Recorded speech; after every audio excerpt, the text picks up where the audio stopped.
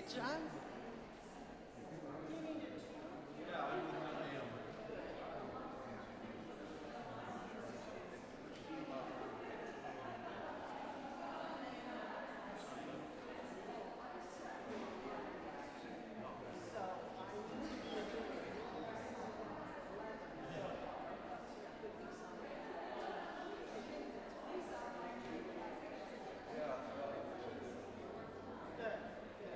Thank you.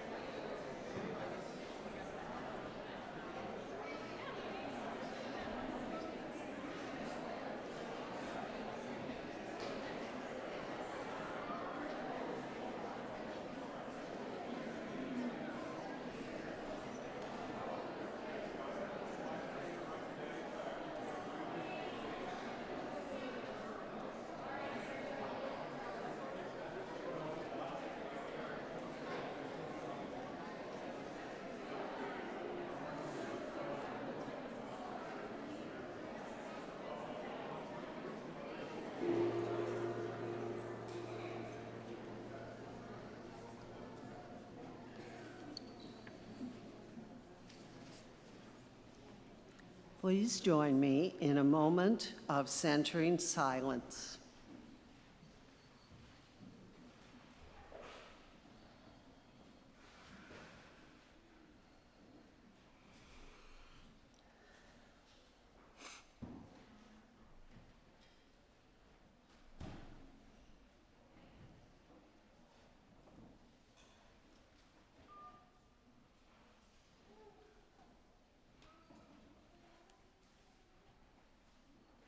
And now please remain seated for our in-gathering hymn.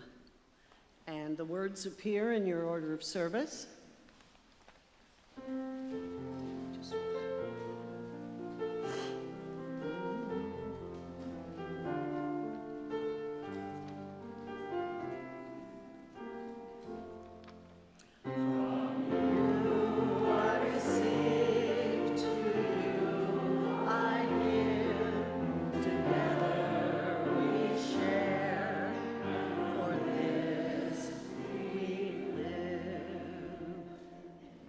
Good morning.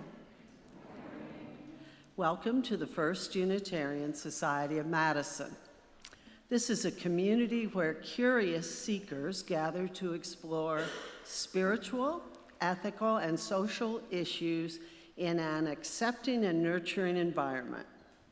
Unitarian Universalism supports the freedom of conscience of each individual, as together we seek to be a force for good in the world. My name is Karen Rose Gredler, and on behalf of the congregation, I would like to extend a special welcome to visitors.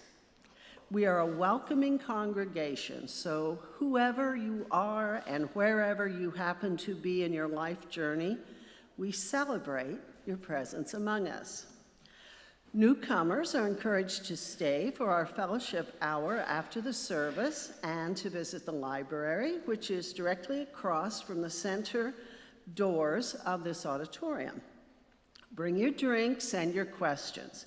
Members of our staff and lay ministry will be on hand to welcome you.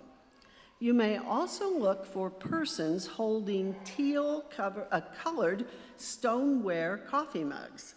These are FUS members knowledgeable about our faith community who would love to visit with you. Experienced guides are generally available, and I happen to know there's one available today to give a building tour after this service.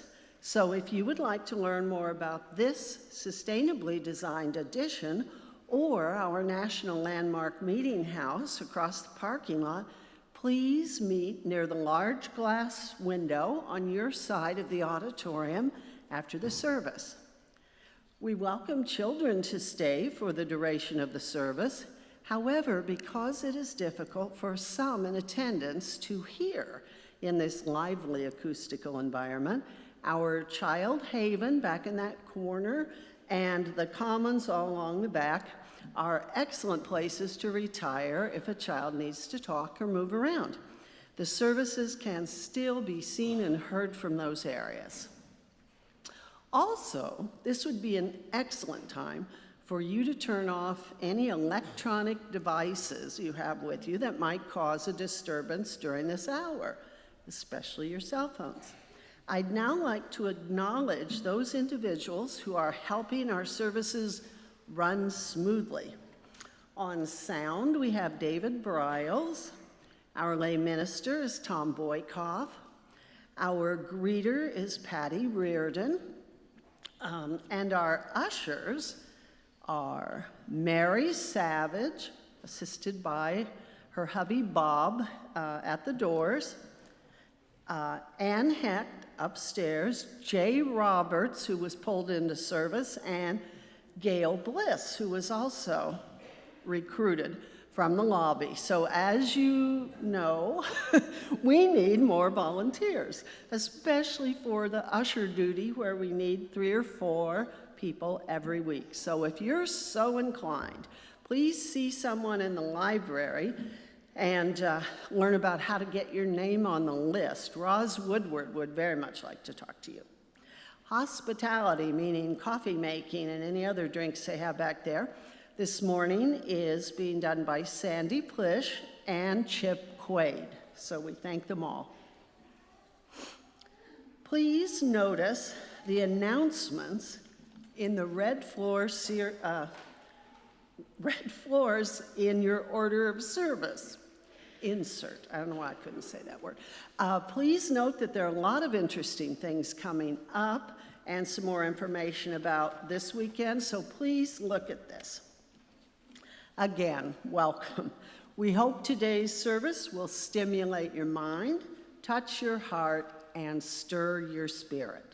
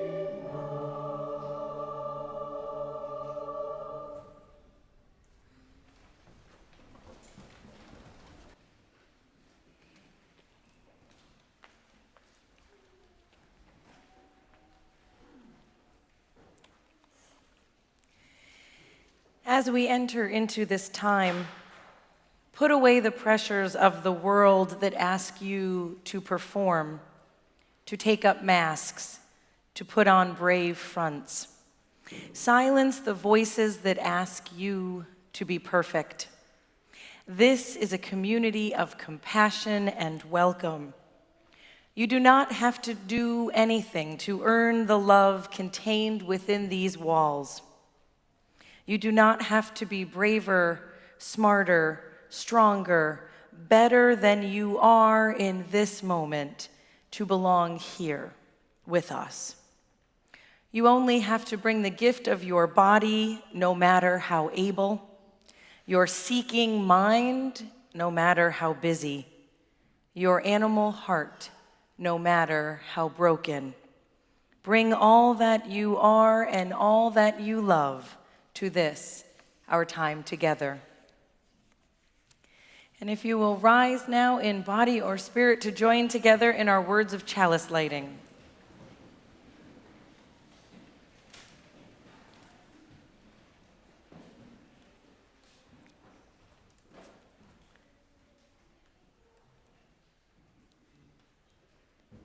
We light our chalice, symbol of our faith, for truth sought through a questioning heart and an attentive mind, and for love pursued through obstacles inside and outside our own human heart, and for forgiveness and all it entails, the place where truth and love meet and merge. And before we join together in song, if you'll take a moment to greet your neighbor.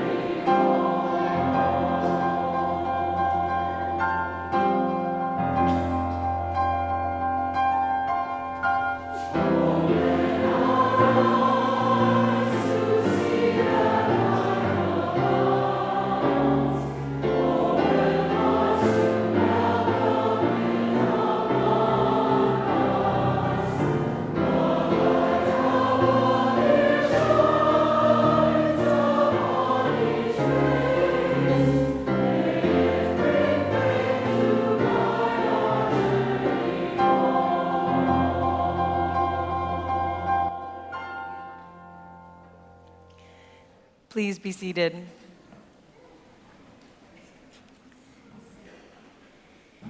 If you arrived here today with a sorrow so heavy that you need the help of this community to carry it, or if you hold in your heart a joy so great that it simply must be shared, now is that time.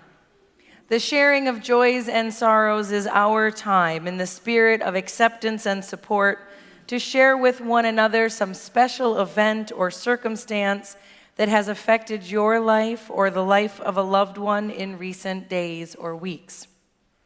This is not a time for general announcements or political opinion. And as you share, please remember that those listening are not limited to the people in this room, as our service is broadcast over the web. So for the next few minutes, anyone who wishes is invited to step to the front of the auditorium, light a candle, using the microphone, briefly share with us your message. You may also come forward to wordlessly light a candle and return to your seat.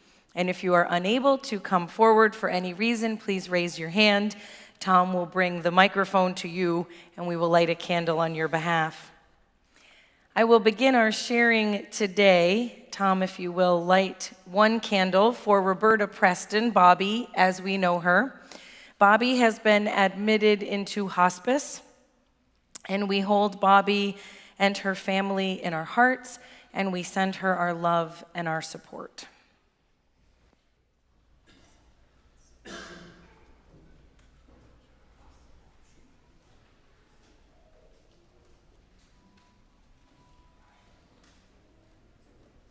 I would like to light 2 candles today. The first one is for Janet Stone-Cipher, who last Sunday was... We can't hear you, Shar. You gotta put it next to your mouth. Put it towards your mouth. Just put it towards your mouth. No, towards your mouth. Can you hear me now? This first candle is for Janet Stone-Cipher, who was taken to the hospital last Sunday and had a pacemaker inserted and is now resting at home. She's quite tired and rests a lot, so we need to hold her in our prayers, and Chuck too. The second candle is for Eva Wright, who is coming along quite well. She too does tire easily, loves receiving cards, and we're glad that she's doing a little better every day.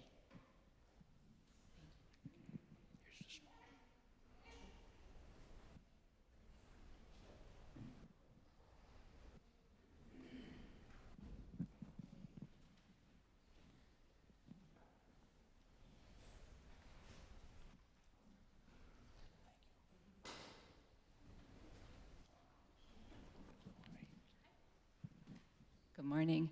My name is Pam, and I have a great joy. I just completed all of my surgeries and procedures and treatments for breast cancer, and now I just need to heal. So I'm very, very grateful. Thank you.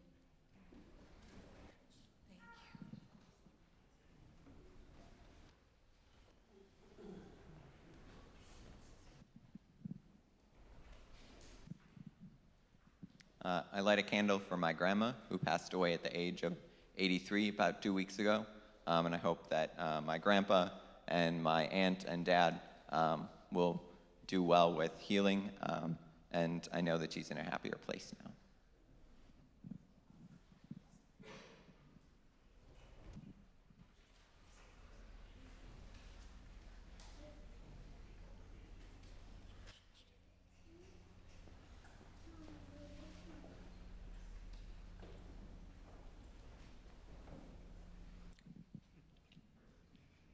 I have a request to ask for your prayers, your concerns, and your eyes and your ears for the elder Black woman still unaccounted for these past 2 weeks on the east side of Madison.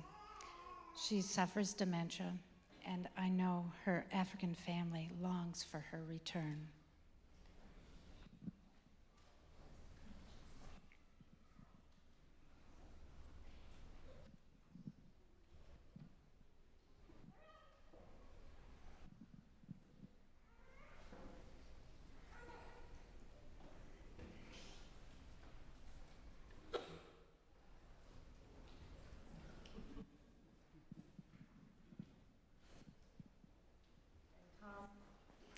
If you will light one last candle in the spirit of life and love to lift up every joy and hold up every hurt that remain quiet in the silence of our hearts. And if we can now rise in body or spirit to join in our next hymn as our children and teachers leave for classes.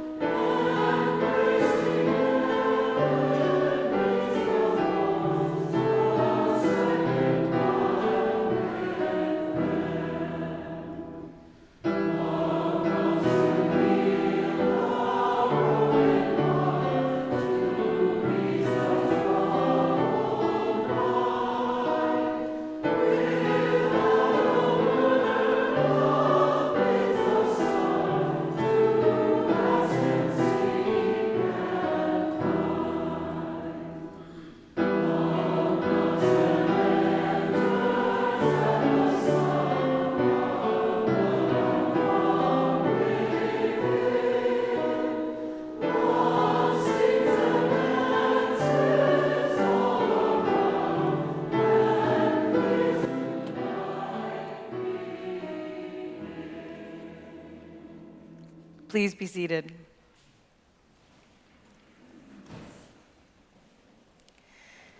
Once upon a time, there was a blacksmith who worked hard at his trade.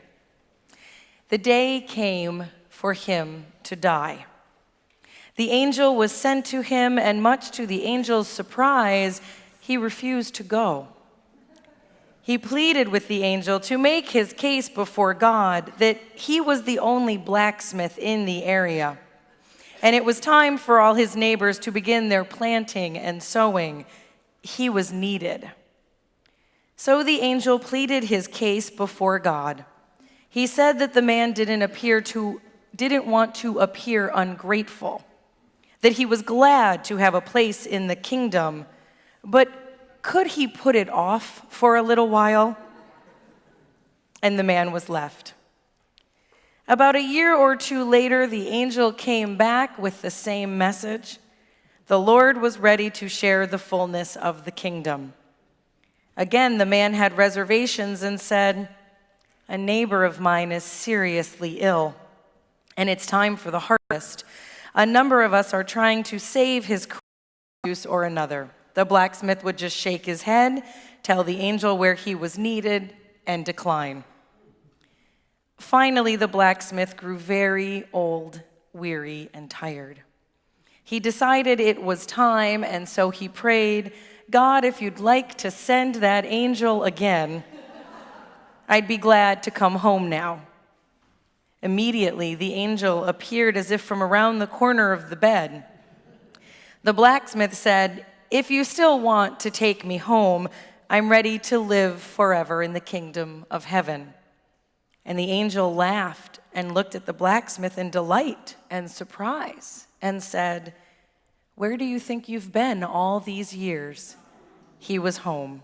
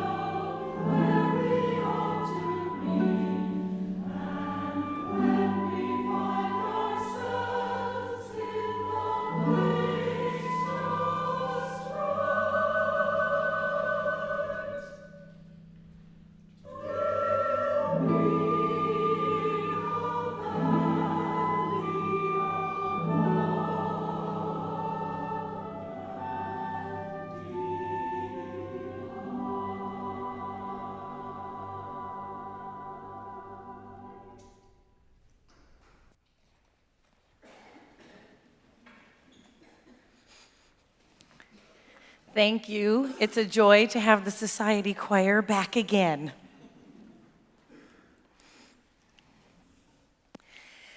When I was a child, the priest who served our Catholic Church loved a hymn called "Here I Am, Lord."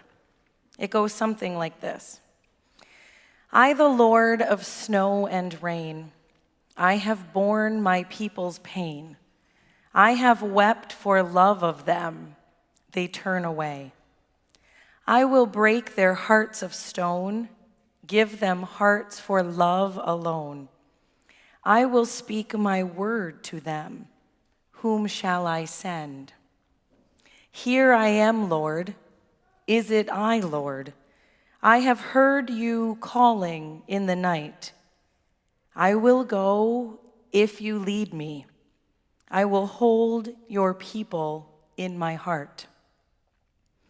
We sang this hymn week after week, so much so that I could stand here and sing the entire hymn to you from memory, even though I haven't really thought of it in probably over 20 years. It was this refrain, I will go if you lead me. I will hold your people in my heart, that really stuck. This was the piece that Father Colley wanted us to remember. Each week after we sang that hymn, he would reinforce this message of care, of giving, of taking to heart this idea that we are the ones who are here. We are the ones being sent to love, to remember, to heal.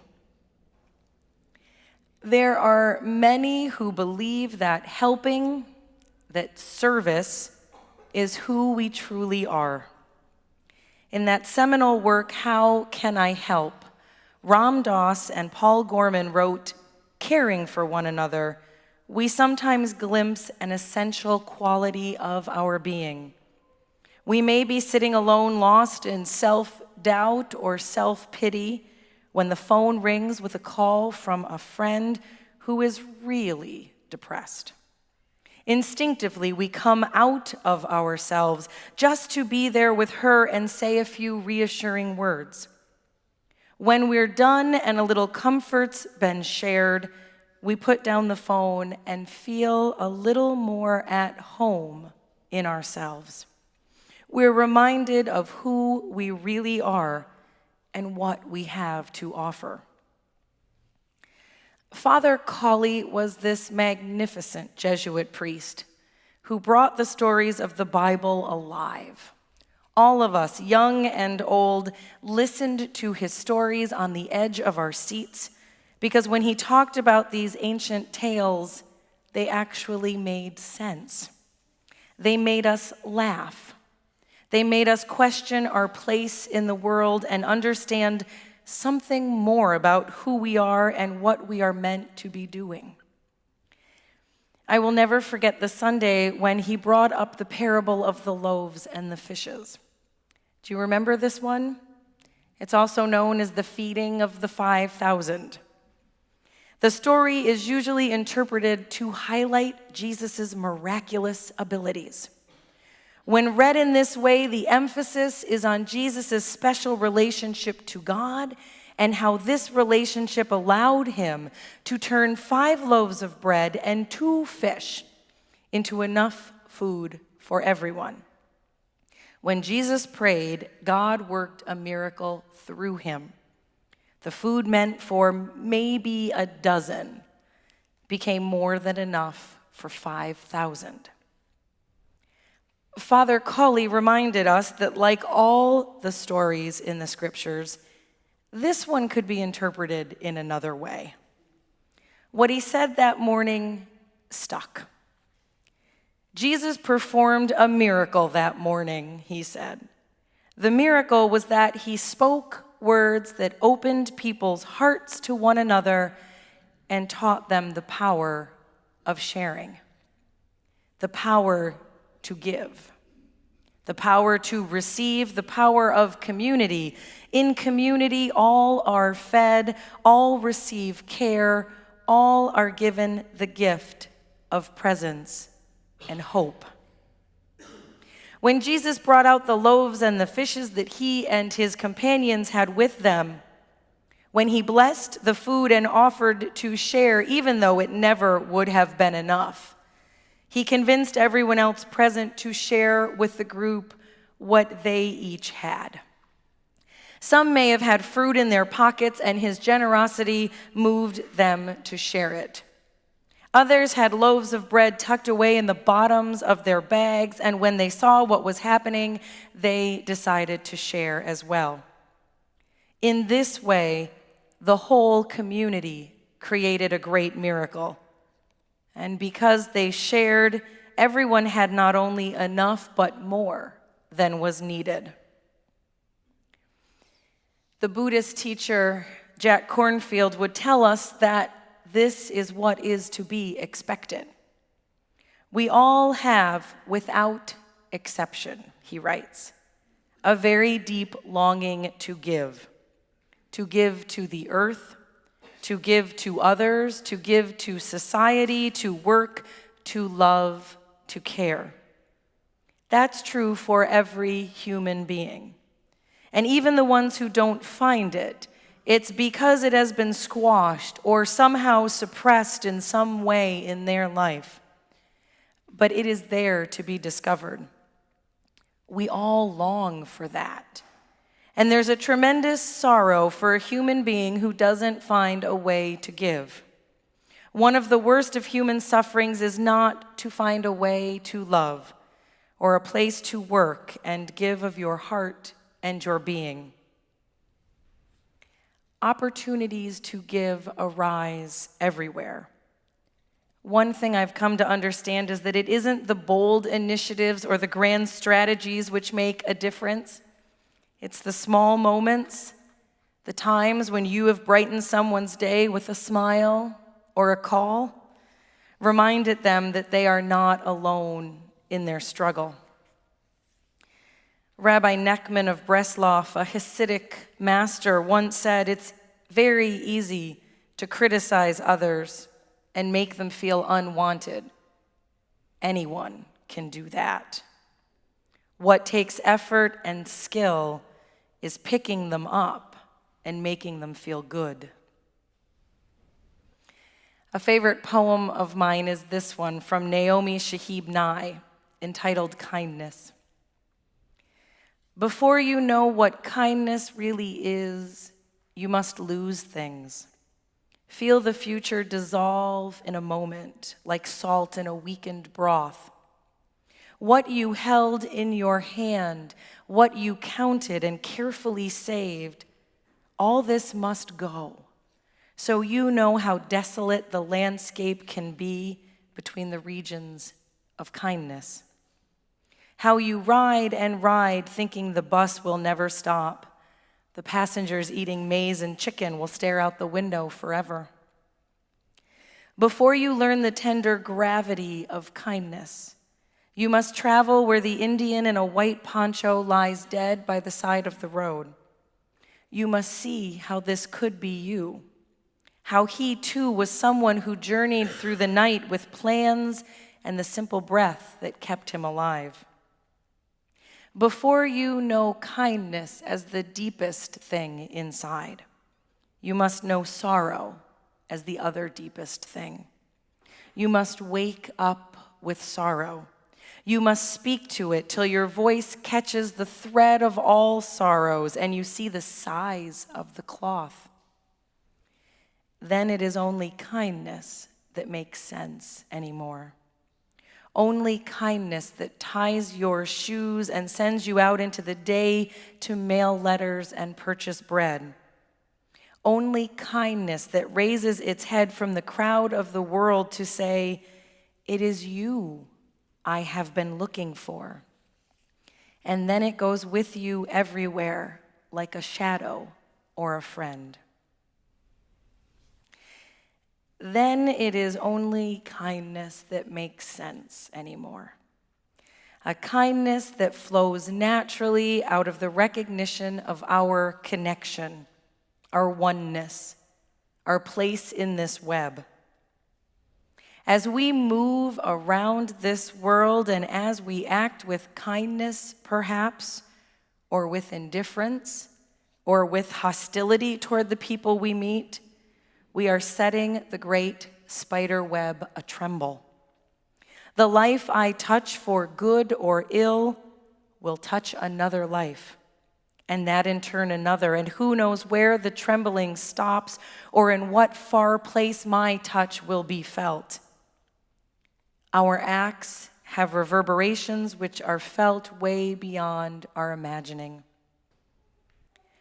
Kindness is sometimes viewed as one of those worn-out virtues lacking in charisma or clout. And yet it encompasses meaningful acts of love, words of encouragement, reverberations beyond our knowing, generosity, and healing. No wonder Abraham Joshua Heschel, near the end of his life, said, "When I was young, I used to admire intelligent people. As I grow older, I admire kind people." Caring, giving, kindness, these are essential qualities of our being human. Yet there are two parts of this important to remember. First, the words of the poem, "Before you know kindness as the deepest thing inside, you must know sorrow as the other deepest thing." We have many ways to distract ourselves from suffering, from sorrow, and from the fact that they are both there in others and ourselves.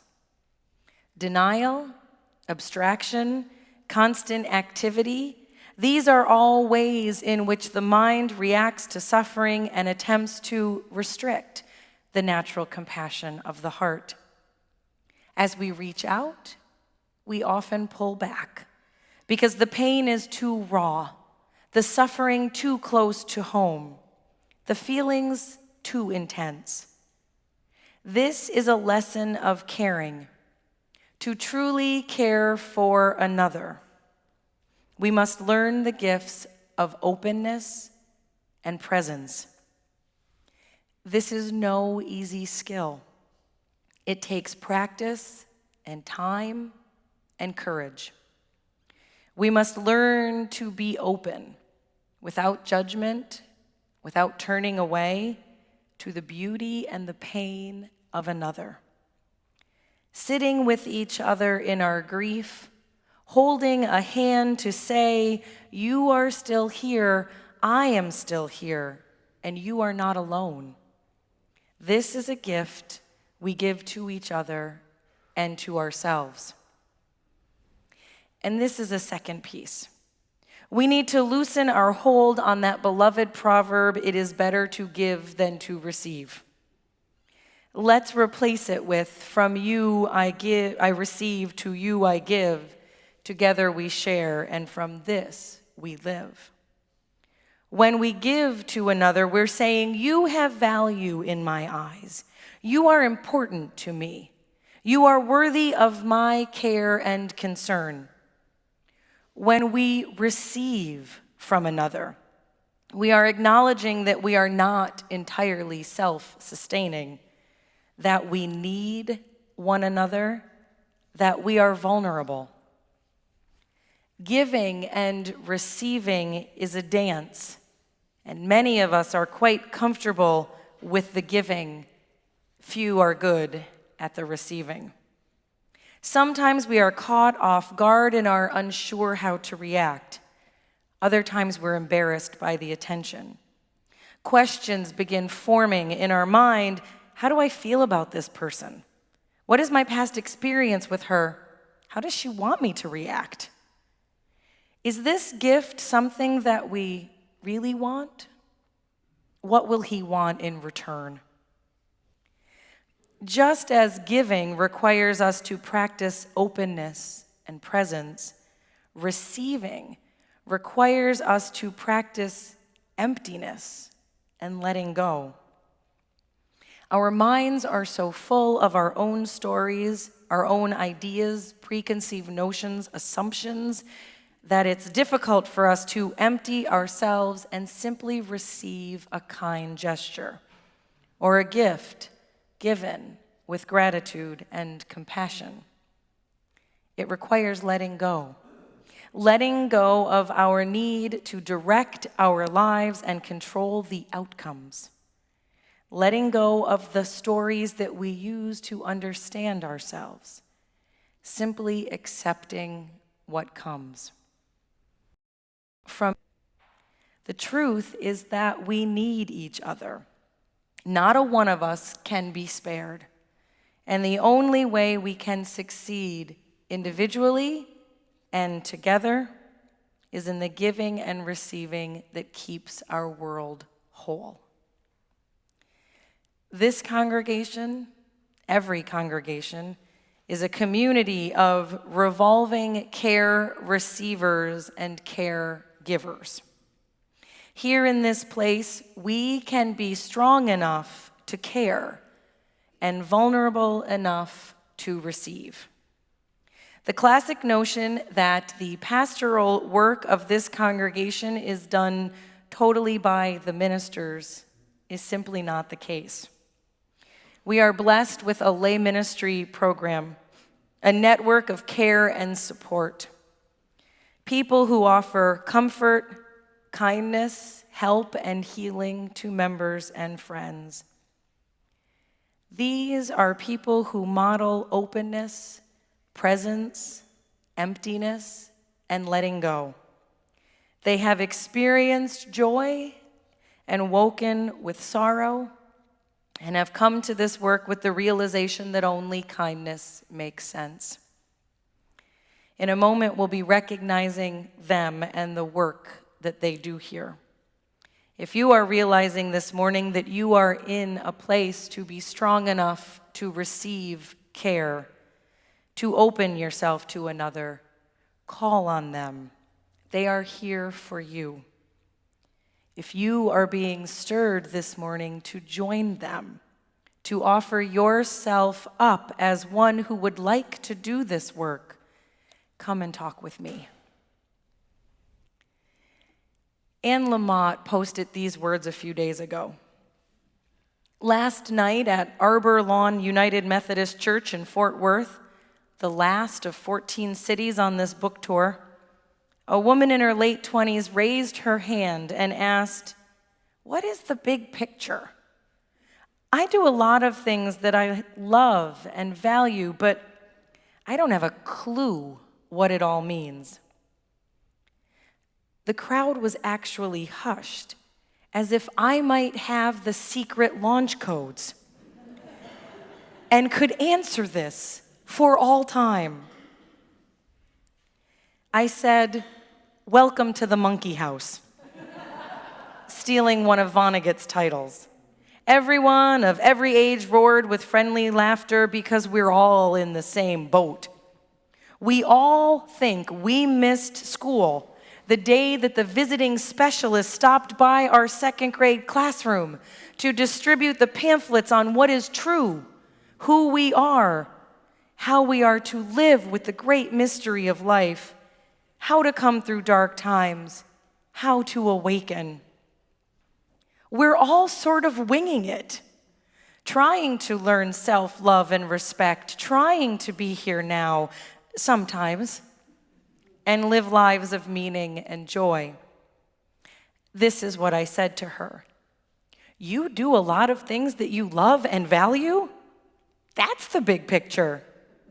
You've learned about radical self-care, about putting your own oxygen mask on first, yet also have discovered that we can only be filled up by service, by giving. Ram Dass said that he thought that when it was all said and done, we are all just walking each other home.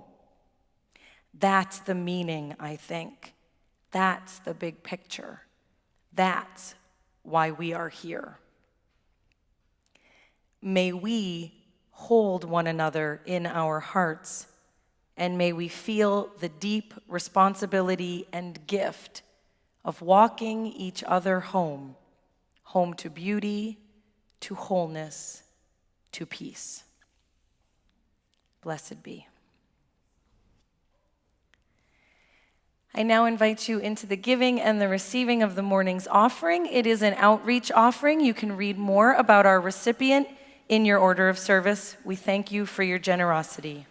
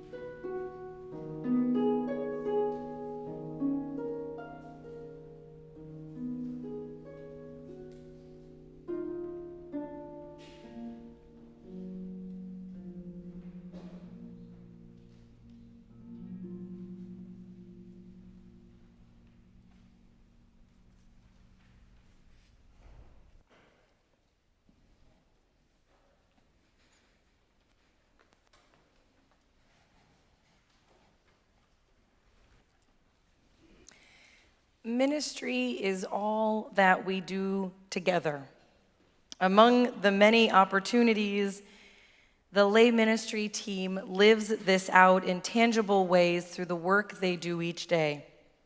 Lay ministers come to this work with a compassionate heart, ready to be present, to listen deeply, to companion on the journey.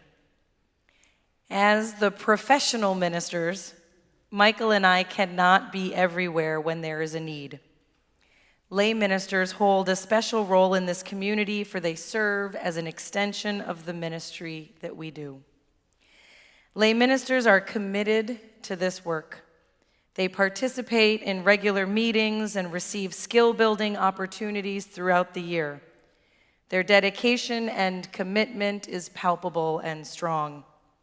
So today, we pause to honor and bless our lay ministers. So will the lay ministers present please stand? There are many more of them. They're just mainly an 11 o'clock crowd. We are grateful for your role in this place. You work in coordination with us and serve this community as compassionate listeners and companion others on their journey. You have our trust and our respect. We thank you for your service, and we ask, are you willing to serve this congregation as you are able and do what you can to build and maintain this beloved community?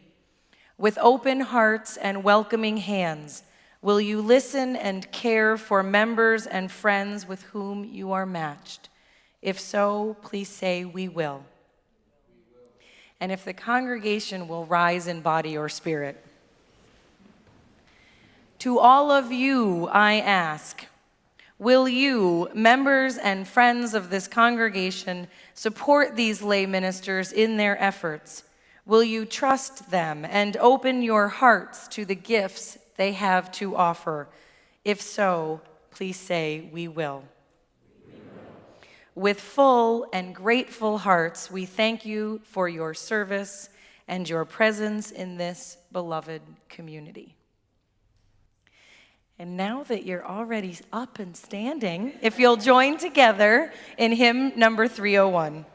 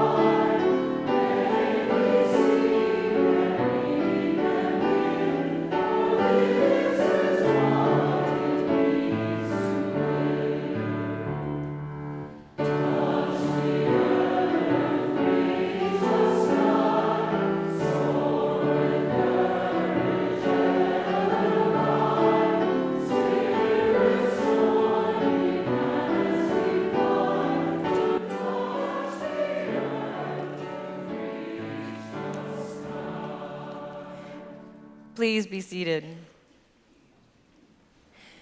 Before you leave today, I just want to remind you in that 3 short weeks, you will be able to sign up for Select to Connect events.